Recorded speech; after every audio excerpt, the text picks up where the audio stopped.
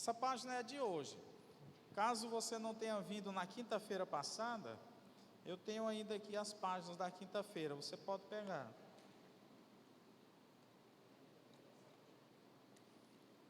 O Jonatas vai estar distribuindo as da quinta-feira passada.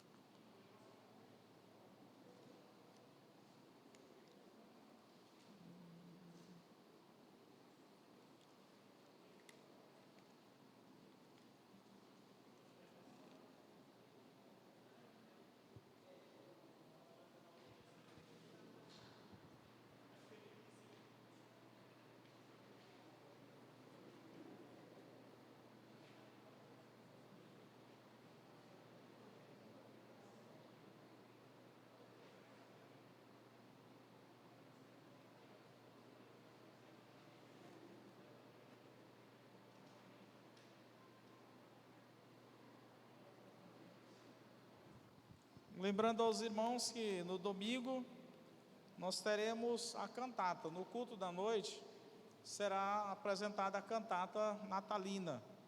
Então é uma boa oportunidade para que você convide os seus amigos a vir louvar ao Senhor, que possamos nos fazer presentes. Pela manhã normal, então teremos a escola bíblica normal. A da quinta-feira passada, essa aqui. Você quer? Quinta passada.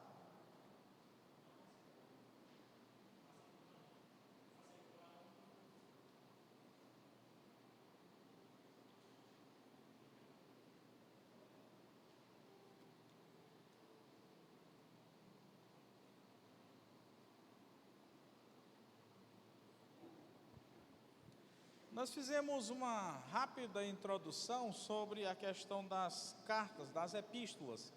E na página 3, dando continuidade, fala sobre a divisão das epístolas. E nós falamos o seguinte, que geralmente as epístolas estão divididas em dois blocos principais, que são as epístolas paulinas, que são 13 epístolas, e as epístolas gerais, que são 8, então as 13 escritas por Paulo, e as 8 que são cartas gerais. E essas cartas gerais também elas são chamadas universais. Bom, mas uma outra divisão que nós poderíamos fazer é a seguinte: as epístolas às igrejas, escrita especialmente para as igrejas, que vai desde Romanos até 2 Tessalonicenses, que são 9 cartas. As epístolas pastorais, que vai aí desde 1 Timóteo até Filemon, 1 Timóteo, 2 Timóteo, Tito, Filemon, e são 4 cartas.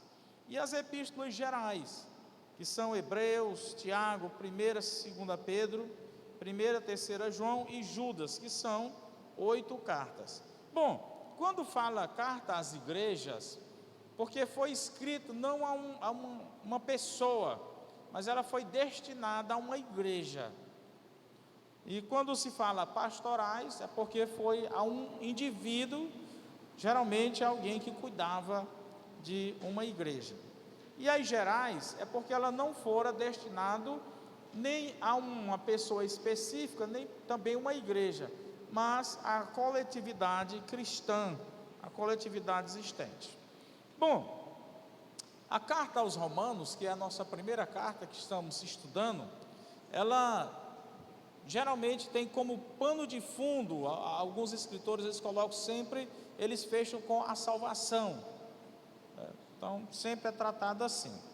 A carta aos Romanos está entre as cartas apostolares que o apóstolo Paulo escreveu, com autoridade relativa à sua função. É caracterizada pela forma de diálogo. O apóstolo não somente compartilha as suas opiniões, mas envolve os leitores nas suas considerações, formulando perguntas que ele imagina que os romanos tenham.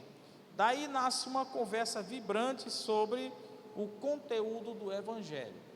Note que, como eu falei na semana passada, a carta aos Coríntios, a primeira carta, que nós assim dizemos, ela foi produzida porque chegou até as mãos de Paulo uma carta de uma pessoa, Cloé, onde ele escreveu a problemática que estava ocorrendo dentro da igreja.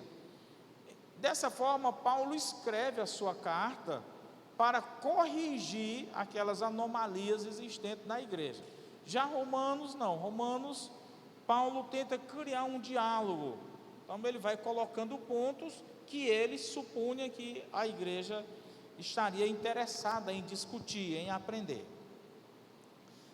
Bom, aí no final fala sobre, diz assim, essa carta, então, deixa eu pegar aqui, depois do conteúdo, aí tem o primeiro parágrafo, pequenininho, o segundo, o terceiro, o quarto parágrafo. Essa carta do apóstolo Paulo à igreja em Roma, não é somente um documento mais importante da sua teologia. Ao longo da história, ela desencadeou reações fantásticas, como, por exemplo, a conversão de Agostinho, a descoberta da justificação do pecado por meio da graça pelo reformador Martinho Lutero, e também a reviravolta que a interpretação de Romanos por Karl Barth causou na teologia do liberalismo, a teologia dialética. E aí, segue falando do que é abordado bem sobre a apresentação doutrinal, aquilo que ele fala na carta sobre doutrina, aquilo que ele fala sobre aqueles que estavam no dispensacionalismo, por exemplo, Israel que não for abandonado por Deus, mas que Deus tornaria a trazer e tal, e aquela coisa, bem como fala também nas verdades práticas, ou seja, como nos conduzir no dia a dia na vida cristã. Então, há todos esses ensinos. Vamos então para o capítulo 2 de Romanos. Vamos lendo e de acordo com o que for surgindo aí, algum ponto que possamos julgar mais difícil de compreensão, ou os irmãos tenham dúvidas, você faz a pergunta e vamos procurar responder. 2. Nós até lemos na devocional até o versículo de número 15, mas vamos ler novamente, caso você tenha dúvida. Então Paulo, ele diz assim, portanto, és inexcusável quando julgas, ó homem, quem quer que sejas, porque te condena a ti mesmo naquilo em que julgas a outro, pois tu que julgas, faz o mesmo. Eu não sei se vocês estão lembrados lá de Davi, quando o profeta Natan chegou a Davi, e aí contou aquela história que um homem muito rico tinha muitas ovelhas, e havia um homem pobre que só tinha uma ovelhinha, ele cuidava da ovelha e tal, e o homem rico então chegou e quis aquela ovelha daquele homem pobre e tal, e comeu a ovelha, e o homem ficou sem nada. E quando Natan pergunta a Davi o que se deveria fazer com tal homem, ele diz, matar, deve ser morto. E aí Natan diz, pois esse homem é tu. Então é mais ou menos isso aí, geralmente, Paulo estava dizendo, tu julgas o outro, mas te condena a ti mesmo, porque tu faz a mesma coisa que ele faz, viu?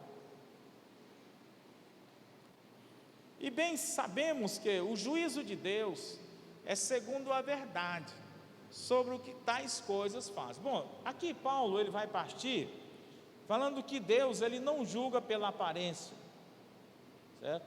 Mas ele aplica a verdade, e essa verdade, ele vai dizer, ela alcança a todos. Essa verdade, ela não faz acepção, não é pelo fato do indivíduo ser judeu, não é pelo fato do indivíduo observar a lei no sentido da letra, que ele vai ser absolvido. Não, a verdade de Deus, o juízo de Deus é baseado na verdade. É o que ele vai comentar a partir de agora. Vamos lá.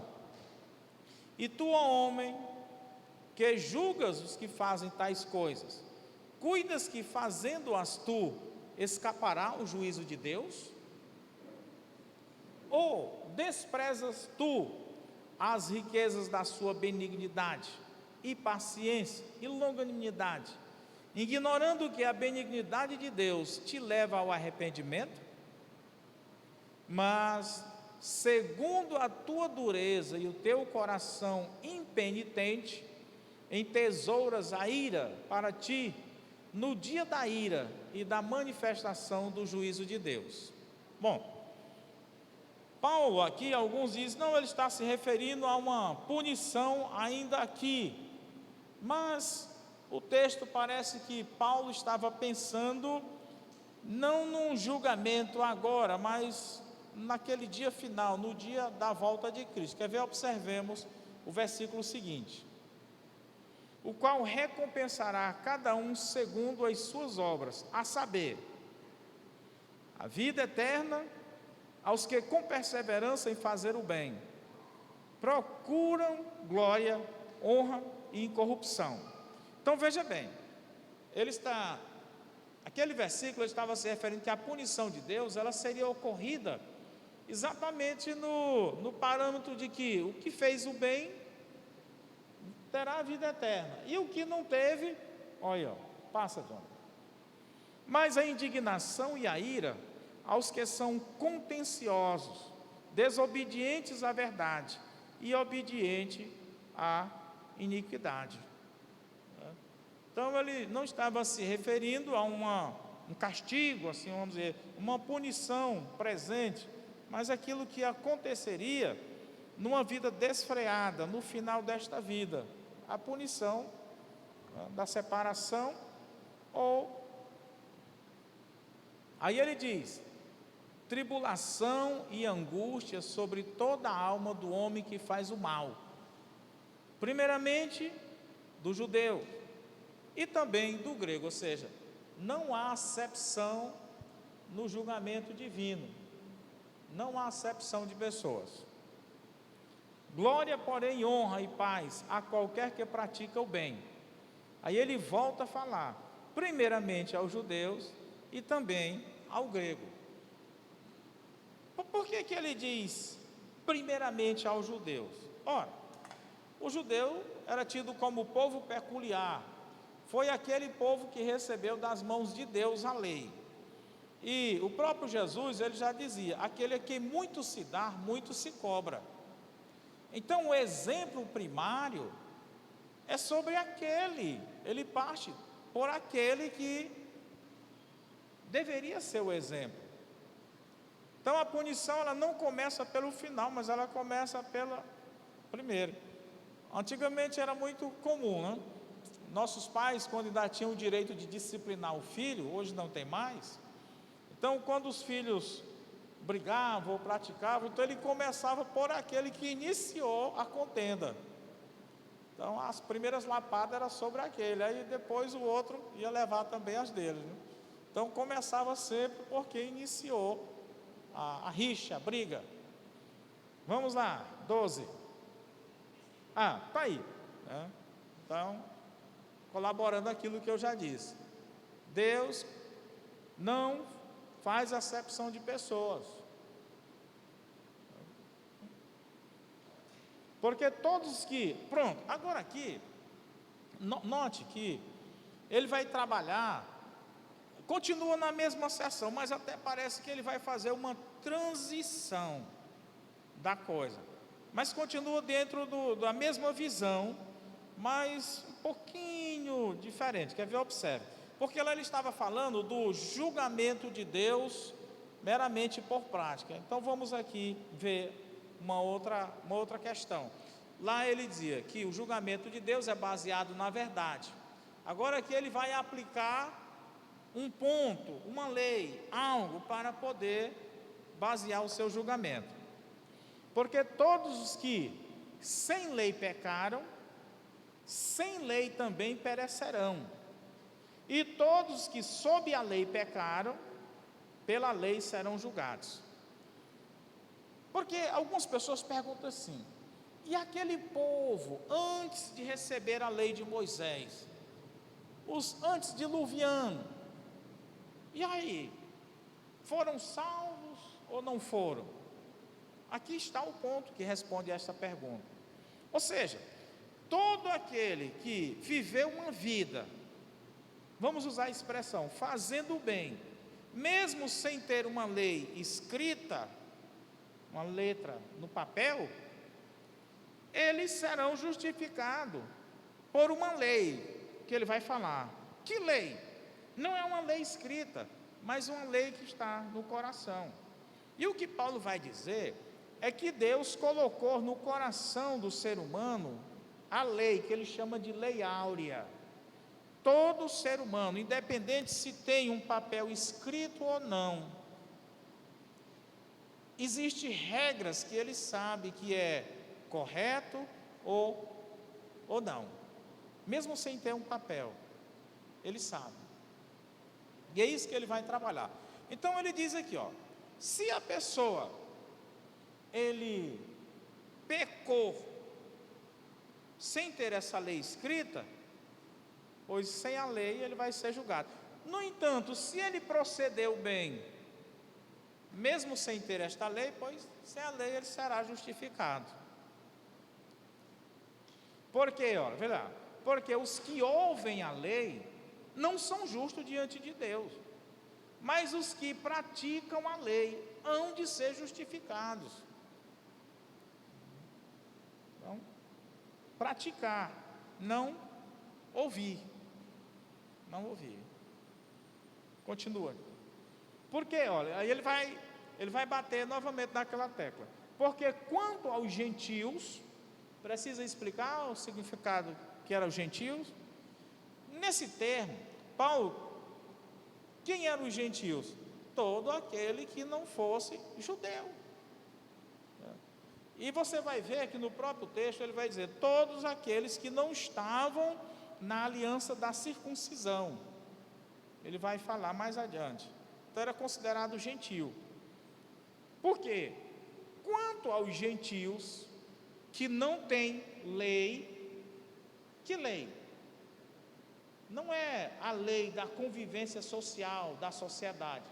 Porque todo o povo, quando ele se junta, quando o ser humano se agrega, para que ele viva, ele tem que ter leis sociais. Não tem como haver ajuntamento de pessoas se eles não criam as chamadas leis sociais, as leis de vivência. Não são essas leis que ele está falando, são outras. Vamos lá. Porque quanto aos gentios que não têm lei, fazem naturalmente as coisas que são da lei, não tendo eles lei, para si mesmos são lei. Parece complicado? Não. Vamos lá. Vamos supor que nós não tivéssemos ouvidos do Evangelho. Então, nós não temos o Evangelho. Mas nós vivemos de uma determinada forma que obedecemos a lei do Evangelho, mesmo sem conhecer o Evangelho. O que seria esta lei do Evangelho? Não seria o Evangelho na sua totalidade, porque se eu não conheço, eu não posso praticar 100%. Mas o máximo daquilo que me conduz como uma pessoa boa, como uma pessoa que sirva à sociedade. Só que aqui ele não está falando do Evangelho, mas ele está falando da lei dada. O gentio não recebeu a lei, mas ele viveu sem matar, sem roubar, sem fazer aquilo que a lei condenava, mesmo não prestando os seus sacrifícios a Deus, etc, etc, porque ele não conhecia. Mas a sua vida social foi de modo digno. Então o que é que diz? Não tendo eles lei, para si mesmo são leis. Continua. Os quais mostram a obra da lei escrita em seus corações. Vamos voltar um pouquinho. Existem muitas pessoas nos dias atuais que elas não servem a Deus, mas são pessoas boas, que se não houvesse o Evangelho, essas pessoas seriam justificadas diante de Deus pela sua bondade. Mas o problema é que existe o Evangelho e essas pessoas ouviram do Evangelho. E Paulo, escrevendo aos Gálatas, ele deixa claro, uma vez o indivíduo tendo ouvido do Evangelho, só o Evangelho agora para justificá-lo. Não há outro meio.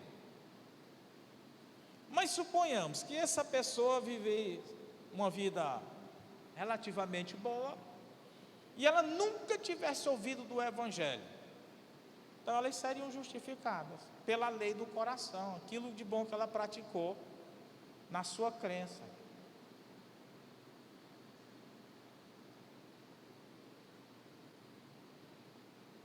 Volto a dizer, está aí, a obra da lei escrita em seus corações, aquilo que Tiago e Pedro chama a lei do coração, Tiago chama a lei áurea. Paulo também chama de lei áurea em 2 Coríntios, escrita em seus corações, testificando juntamente, a sua consciência e os seus pensamentos, quer acusando-os, quer defendendo-os. Ou seja, essas pessoas, elas tinham ainda uma consciência, e essa própria consciência era o árbitro, era o juiz nas ações dela. Quando elas faziam algo mal, a consciência dizia, olha.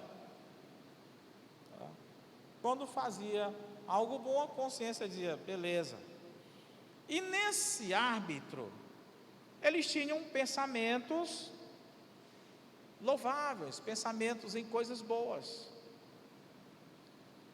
Porque senão, toda pessoa que não tivesse em Cristo na sua vida, não tivesse o Espírito na sua vida, ele seria uma verdadeira fera.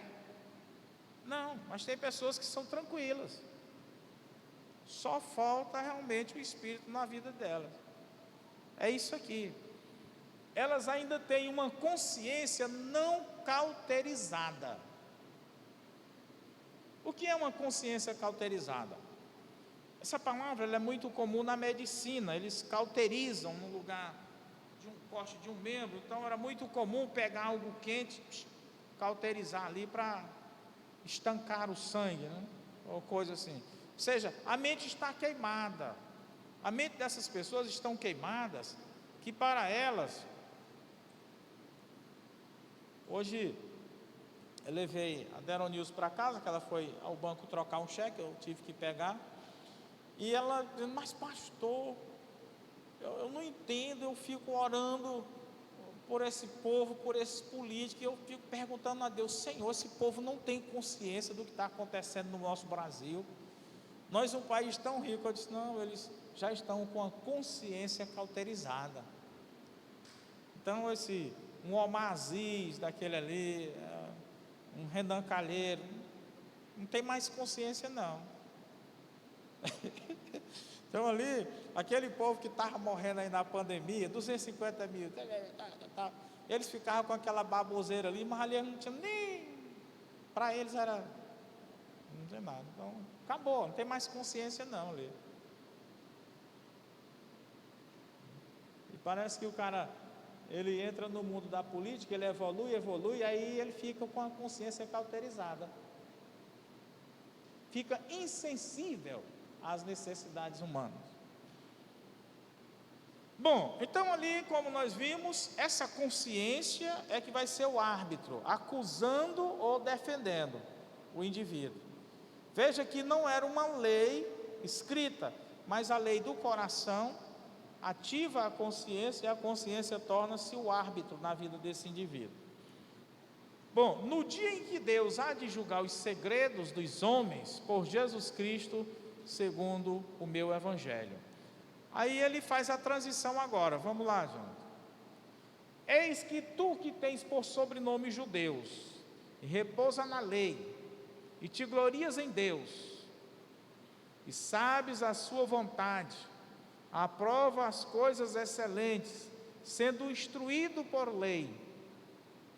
Agora aqui o que acontece? Ele vai falar daquele que tem o papel na mão, a letra escrita, conhece a lei, conhece a lei.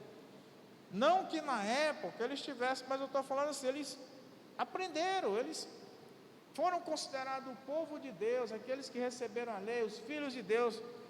Se fôssemos trazer o contexto atual, nós os crentes, se fôssemos trazer o contexto e dizer, e tu que és crente e tal, seria nós. E confias que é guias dos cegos, luz dos que estão em trevas, instrutor de nécios, mestre de crianças, que tem a forma da ciência e da verdade na lei. Tu, pois, que ensinas a outro, não te ensinas a ti mesmo. Tu que pregas que não se deve furtar, e furta. Tu que dizes que não deve adulterar, e adulteras. Tu que abomina os ídolos, comete sacrilégios. Tu que te glorias na lei, desonra a Deus pela transgressão da lei. Porque, como está escrito, o nome de Deus é blasfemado entre os gentios por causa de vós. Então agora ele chama aqui uma repreensão àqueles que se diziam. Vamos contextualizar, vamos trazer para os dias atuais. Ele está aqui chamando a atenção dos crentes na forma de pergunta, aliás, na forma de uma afirmativa e ao mesmo tempo concluindo com uma interrogação. Paulo estava dizendo, olha, dessa forma, o nome do Cristo, o Evangelho é blasfemado por vossa causa, entre aqueles que não conhecem a Deus. Agora ele passa a observar a seguinte coisa: aquele que se gloriava meramente no exterior, se gloriava por dizer, né, eu sou judeu, eu sou circuncidado e etc, etc. Seria mais ou menos aquela pessoa que diz assim, se gloria porque ele diz, eu sou crente. Aí o que é que ele vai dizer? Crente, só estou trazendo por dias atuais, depois nós vamos ver.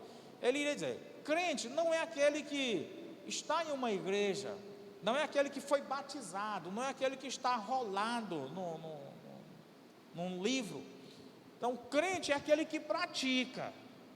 Aí ele vai dizer, mesmo que ele não tenha sido batizado, mesmo que ele não esteja arrolado no livro, é só um exemplo. Esse é crente, é o que pratica, não aquele que se estriba em cima de uma coletividade, de um nome denominacional e coisa assim. Então o que ele vai dizer? Olha, quem é o verdadeiro judeu? Não é aquele que foi circuncidado na carne, ou seja, foi retirado ali o prepúcio do pênis. Não, mas é aquele que foi circuncidado no coração. Então ele vai trabalhar isso aí, mostrando que Deus, ele não vai olhar pelas ações externas do homem, mas pela a desenvoltura do seu ser, do seu interior. É isso que ele vai trabalhar agora. Olha aí, observe. Porque a circuncisão é, na verdade, proveitosa, se tu guardares a lei.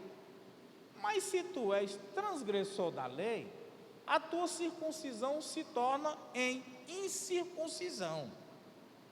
Por quê?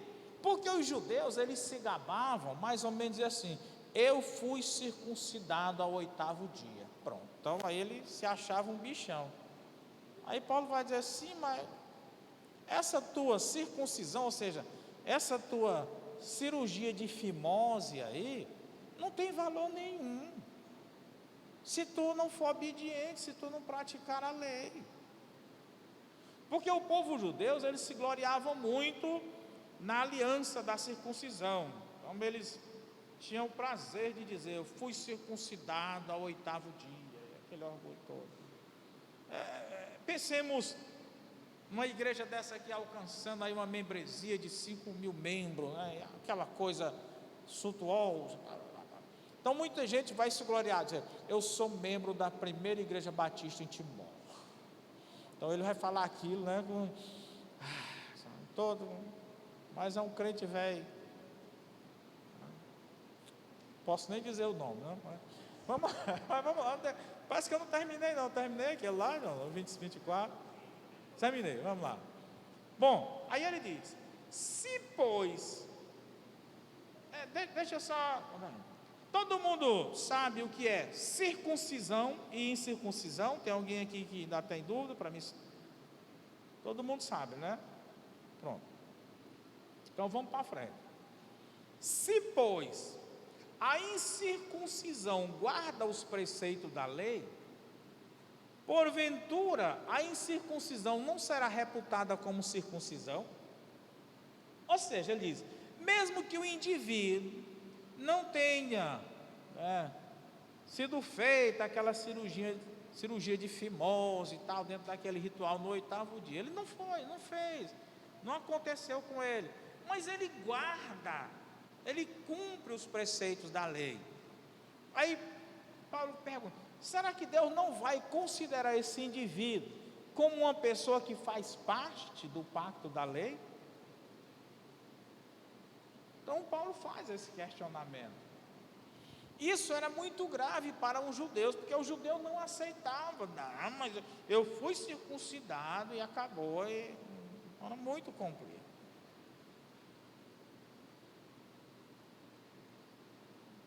Deixa eu fazer uma provocação. Existem pessoas lá fora que reconheceu Cristo como Senhor e Salvador. Ele não está se congregando. Aí ele tem um motivo lá, eu não sei qual o motivo. Mas ele é fiel, ele é um crente fiel. Às vezes, mas pastor, ele tem que estar na igreja porque Cristo veio para formar a igreja. Eu concordo. Mas é uma questão dele com Deus, ele tem um porquê. Eu conheço pessoas assim, que elas não estão congregando, mas estão vivendo Cristo. Uma hora eu acredito que elas virão à igreja, mas por enquanto não estão. Porque senão nós podemos pensar em conformidade à igreja católica, porque a igreja católica diz: fora da igreja católica apostólica romana não há salvação. Eles creem assim, né? Como se Cristo pertencesse à igreja católica. Cristo não pertence a nenhuma denominação. Cristo, ele é livre.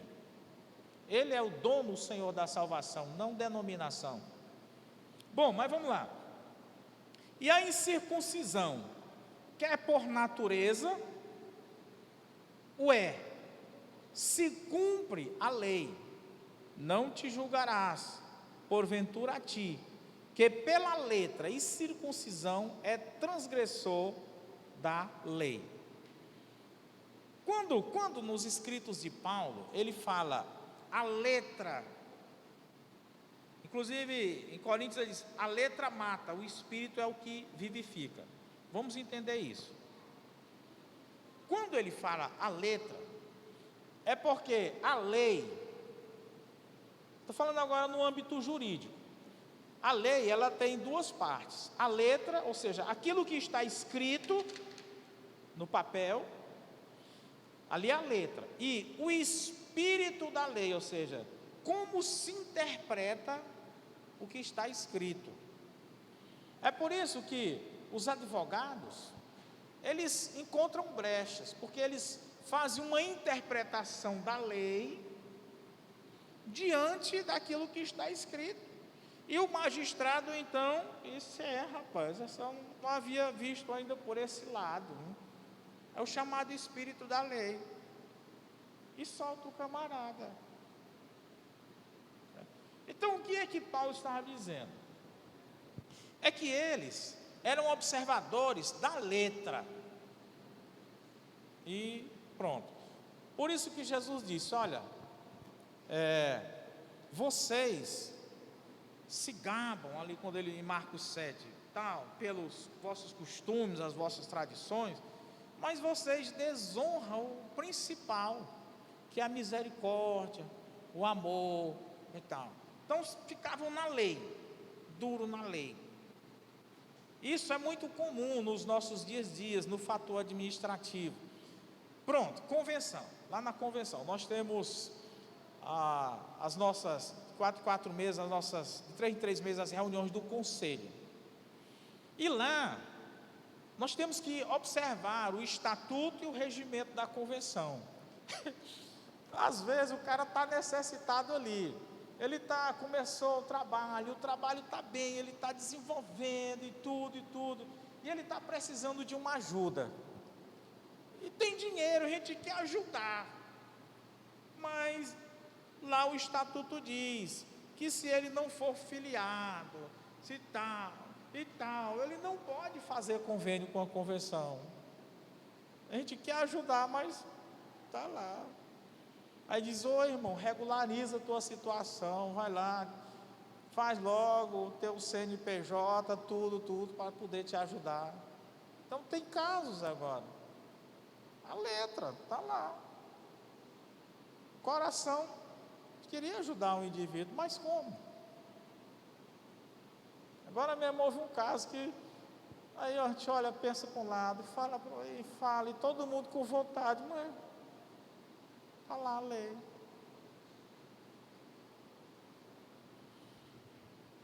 Por quê?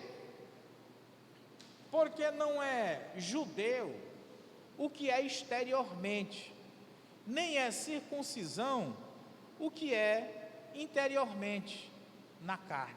Vamos lá, exteriormente na carne, o que é que ele está dizendo?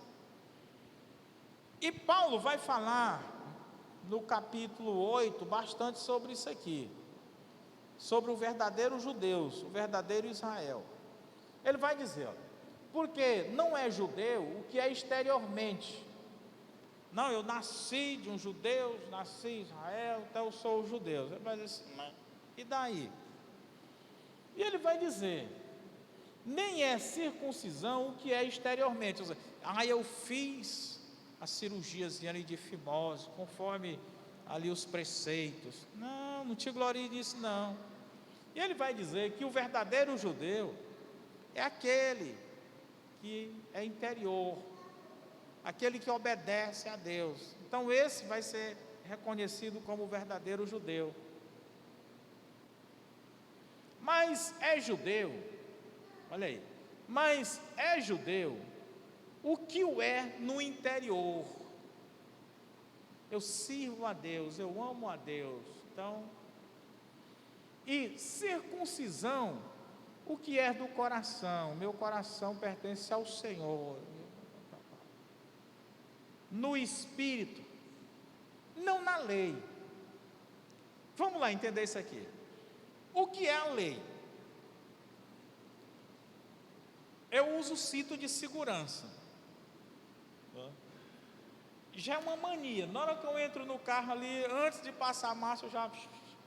Às vezes, eu vou só tirar o carro da garagem, mas eu já tenho uma mania tão grande de botar o cinto, que às vezes é só para tirar, e eu boto o cinto. Mas meu Deus, é só para mudar o carro de lugar. Mas...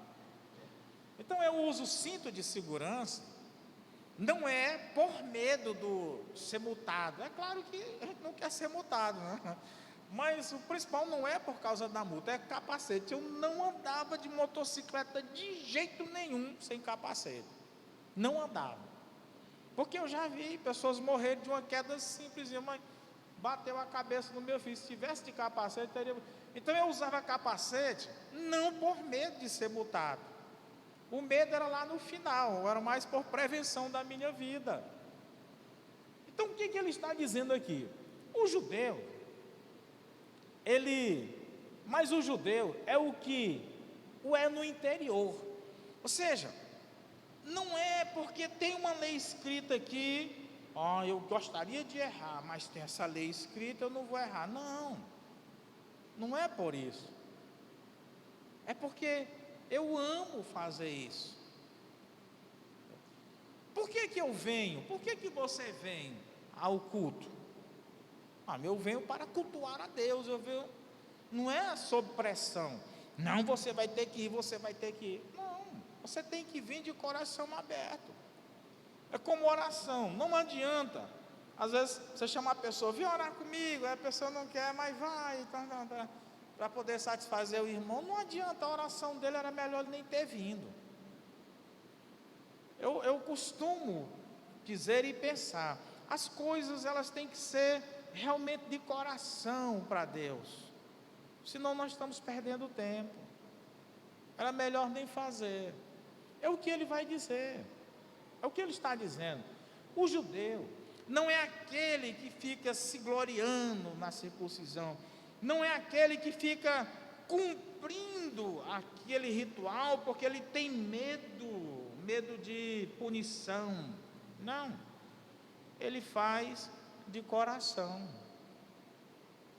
faz de coração.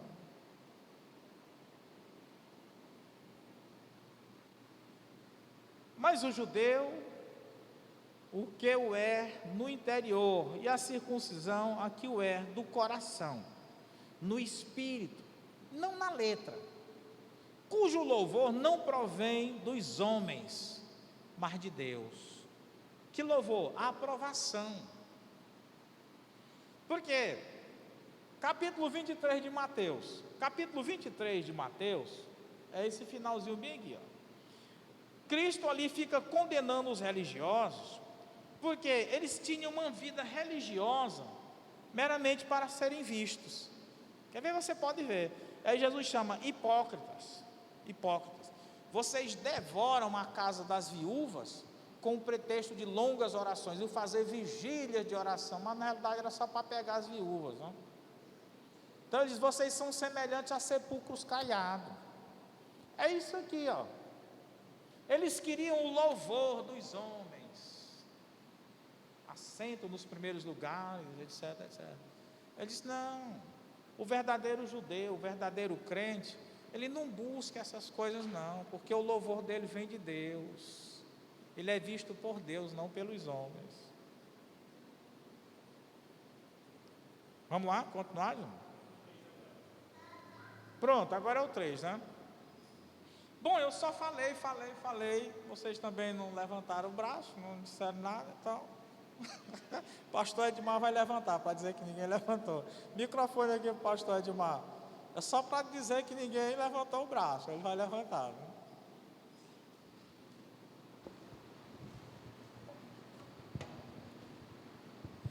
Uma boa parte dos crentes, eles têm uma visão equivocada quando se fala da questão da letra, né? Eles entendem que se você lê muito a Bíblia, vai trazer alguma coisa prejudicial. Na verdade, como o senhor explicou, está se referindo à lei, não à letra da Bíblia. E eu já ouvi crentes, não eram batistas, dizer, não, mas a Bíblia diz que a letra mata. E essa pessoa, ela questionava e dizia assim, eu não conheço muito a Bíblia, porque eu sou uma pessoa de oração, porque a própria Bíblia diz que a letra mata. Essa pessoa entendia que os batistas, por exemplo, ela dizia, os batistas ficam nessas pregações, nesses estudos. Não, eu gosto é de glorificar a Deus, eu gosto é de orar, porque a Bíblia diz a letra mata. Aí eu concordei com ela, sabe, rapaz, deixa aí, porque você não vai entender mesmo não. Eu disse, tá bom, tá certo, a letra mata. Mas eu acredito que vocês entenderam que letra ele está falando. A letra da lei, quando ela é observada friamente, com medo de uma punição, aquela coisa, é isso. Ela é aquilo que Jesus falou. Vocês fazem tudo isso, mas ignoram o principal, a misericórdia, a compaixão. Então tem que uma coisa com a outra.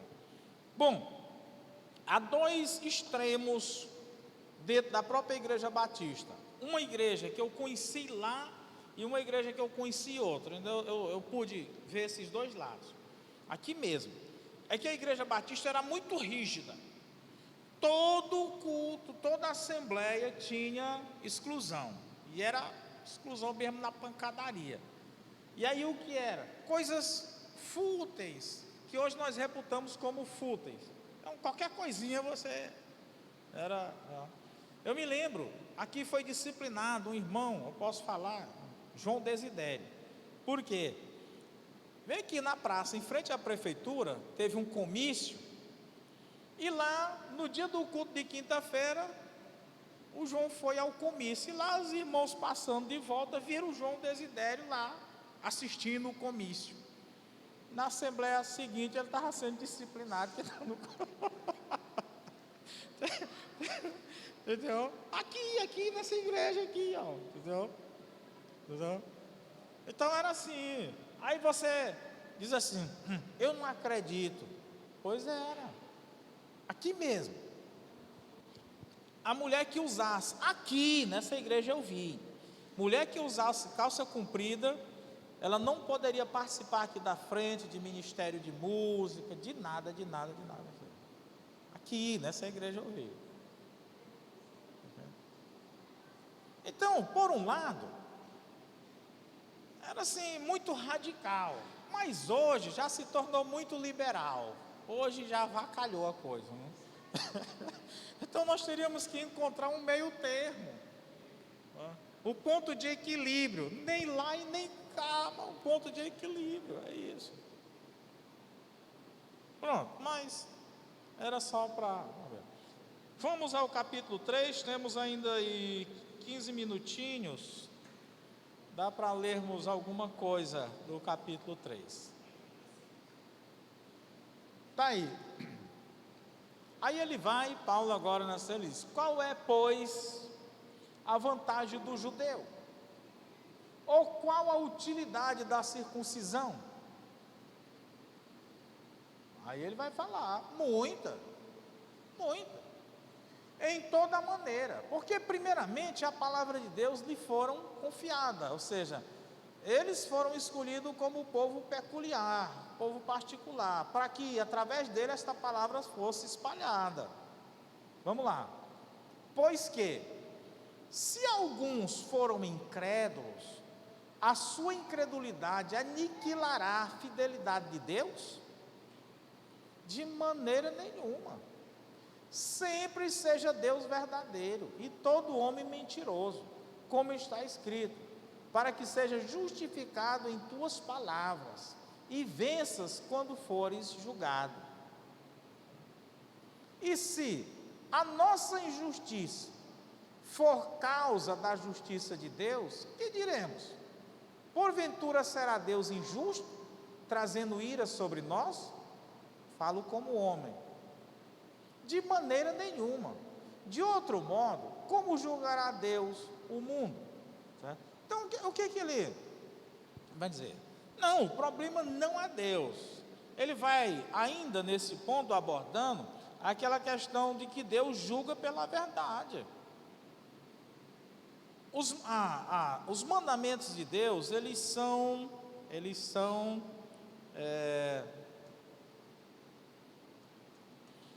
todo mandamento de Deus, ele é baseado, toda promessa de Deus, ela é condicional. Você pode ver, honra o teu pai e a tua mãe, para que se prolongue os teus dias sobre a face da terra. Então há uma condição para essa promessa. Tu quer viver bem? Honra teu pai e tua mãe. Se você for, Malaquias 3,10, né? Então ele diz, tu quer prosperar? Pois ser fiel. Então, em tudo há uma condição. Então, se Deus pune, Ele não está sendo infiel, Ele colocou uma condição. Se eu não obedecer a condição, a infidelidade é da minha parte, não da parte de Deus. É o que Paulo vai dizer, porque Deus julga baseado na justiça. Mas, se pela minha mentira abundou mais a verdade de Deus para a glória sua, por que sou eu ainda julgado também como pecador? Ora mais. E por que não dizemos, como somos blasfemados e como alguns dizem que dizemos? Façamos males para que venham bens, a condenação desse é justa. Olha, façamos males para que nos sobrevenham bens, a condenação desse é justa. Lá, capítulo 6 de Romanos, aí ele vai começar assim, onde abundou o pecado, superabundou a graça. E ele vai discorrer, se é assim, então vamos pecar mais e mais, para que mais a graça de Deus recaia sobre nós. Ele diz, de modo nenhum. Então aqui é a mesma temática. Deus é misericordioso, mas não é porque nós queremos essa misericórdia dele que nós vamos errar. Não, o verdadeiro crente, ele tem aquele sentimento de ser o melhor crente. Ele tem um verdadeiro sentimento de não pecar em nada. O verdadeiro crente, ele queria ser perfeito, não errar em nada. Não pode o verdadeiro crente dizer, não, eu vou pecar, Deus vai me perdoar. Eu vou pecar, Deus vai me perdoar. Não, não é assim. Pois que somos nós mais excelentes? De maneira nenhuma. Pois já dantes demonstramos que, tanto os judeus como o grego, todos estão debaixo do pecado. Como está escrito, não há um justo, nenhum sequer. Não há ninguém que entenda, não há ninguém que busque a Deus. Todos se extraviaram e juntamente se fizeram inúteis. Não há quem faça o bem, não há nenhum só. Aqui, Paulo ainda continua, ele está mostrando assim, a não justificação do homem na sua própria glória. Aquilo que ele fala em 1 Coríntios, aquele que se exalta, exalte-se no Senhor, não em si. Não é a glória, não pertence ao homem, mas a Deus. A sua garganta é um sepulcro aberto, com suas línguas tratam enganosamente, veneno de cobras está debaixo de seus lábios, cuja boca está cheia de maldição e amargura. Os seus pés são ligeiros para derramar sangue, e os seus caminhos a destruição e miséria, e não conheceram o caminho da paz. Não há temor de Deus diante de seus olhos. Bom, aí você diz, porque Paulo está se referindo ao ser humano, aí lá você vê que ele diz, independente se é judeu ou é grego. Então ele está mostrando as nossas qualidades diante do Deus Santo. Então não somos nada, é o que ele diz aí. Inclusive fomos considerados como cobras venenosas. Diante da grandeza de Deus, Paulo expõe o homem, e ele diz lá, não importa se você diz que é judeu, se você diz que é grego, não, diante da justiça de Deus, você é isso aí, ele está dizendo, nós somos isso aí. Porque é interessante, o homem ele é presunçoso, qualquer ato de vitória dele, ele começa a se gabar. Bom, mas que trabalhemos isso na nossa vida, mas aqui ou lá nós estamos nos exaltando a nós mesmos. E Paulo tenta mostrar que, olha, o ser humano é isso, não é essas coisas não. Ora, nós sabemos que tudo o que a lei diz, aos que estão debaixo da lei, o diz para que toda a boca esteja fechada, e todo mundo seja condenável diante de Deus. Vamos lá. Não é esse o propósito de ficar desmascarando o homem. Mas como o homem pode ser julgado se não existe lei? Já pensou, se nós não tivéssemos uma constituinte, não tivesse essas leis do Código Civil, Código Penal e etc, etc. O que seria de nós? Bárbaros. Não haveria semáforo, não haveria dobre preferencial para quem vem da direita. Seria uma loucura no trânsito. Acho que nem existiria mais gente, né? Porque todo mundo já tinha se acabado. Então, a lei, o código de trânsito, ele vai dizer se tu é um bom motorista ou não.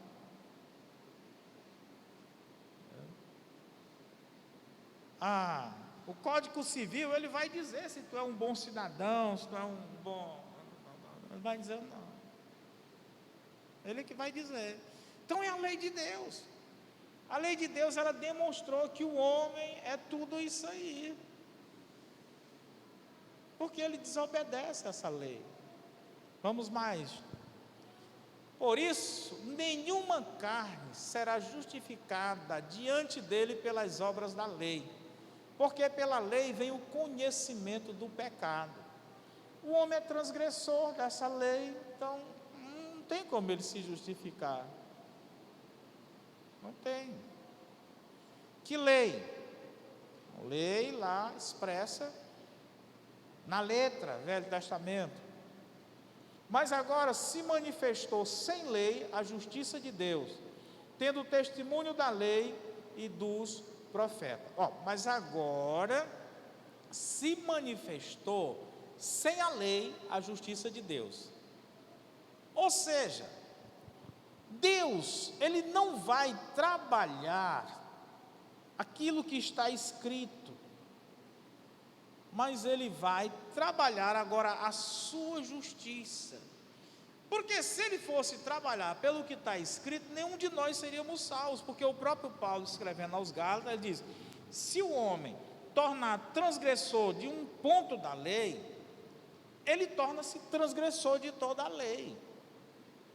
Então Deus, ele vai descaracterizar aquilo que era a letra, para ele trabalhar pela justiça, aquilo que é a nossa vivência, aquilo que é o nosso coração, a lei que está inserida no nosso coração, e não mais aquela letra.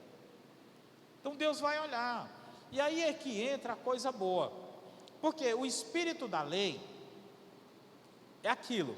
Olha, quando Davi, ele vinha da peleja, que ele chegou, ele e os seus homens, lá diante do sacerdote, aí o sacerdote, ele perguntou se tinha alguma coisa para comer. Aí o sacerdote disse: olha, não há nada, somente o pão da preposição.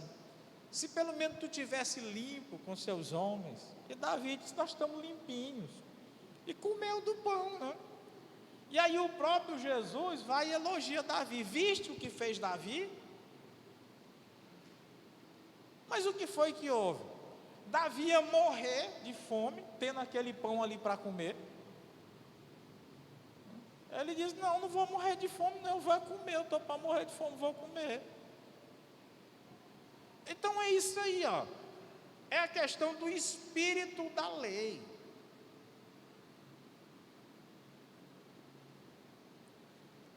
Quero trazer um negócio aqui para vocês.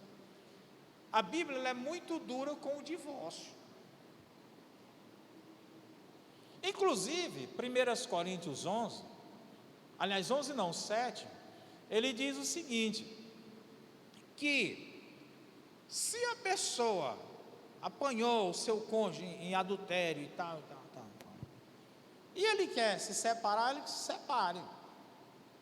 No entanto, a Bíblia não dá mais o direito a ele de casar, não. O único direito de casar é com a morte. Aí você pergunta: e aqueles que casaram? Rapaz, aí é um problema dele com Deus. Deus vai, né? Porque agora é o seguinte, né? A mulher me traiu, foi embora e tal, e agora pronto, eu não posso viver, não posso mais casar com outro, agora eu vou ficar aí amaldiçoado o resto da vida, viver só, igual um cachorro pelado.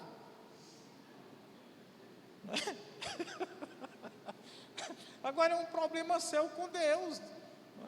É isso. Aí, ó. Então, isso é a mesma coisa. Viste o que fez Davi quando estava com fome? Eu não estou dizendo nada, eu só estou dizendo que é um problema do indivíduo com Deus. Então é ele que vai se acertar com Deus e pronto. Não estou dizendo que ninguém vai para o inferno, que ninguém vai ser amaldiçoado, não. É mais ou menos aquilo, né? A mulher chegou para o pastor Costa e Silva morava em frente, aí foi no comércio e foi de bermuda. Aí a irmã da Assembleia disse: pastor, cadê as pernas da calça? Pastor, só olha, pastor não entra no céu de bermuda. Aí ela disse, ele perguntou: minha irmã, o céu de quem é? Seu ou é de Jesus? Ela disse: de Jesus. Ele disse: pois deixa que eu me entendo com ele, né? Entendeu? Deixa que eu me entendo com ele, pronto. Isto é a justiça de Deus pela fé em Jesus Cristo, para todos e sobre todos os que creem, porque não há diferença. Porque todos pecaram e destituídos estão da glória de Deus. Vamos ficar por aqui. Então, não há, irmãos, como o homem se auto-justificar de Deus. Todos pecaram, todos foram destituídos. Então, é um acerto pessoal. Agora, devemos viver este evangelho, viver esse Deus com intensidade no nosso coração. E a lei é essa. O que foi que Jesus disse, o resumo da lei? Ame o teu próximo como a ti mesmo.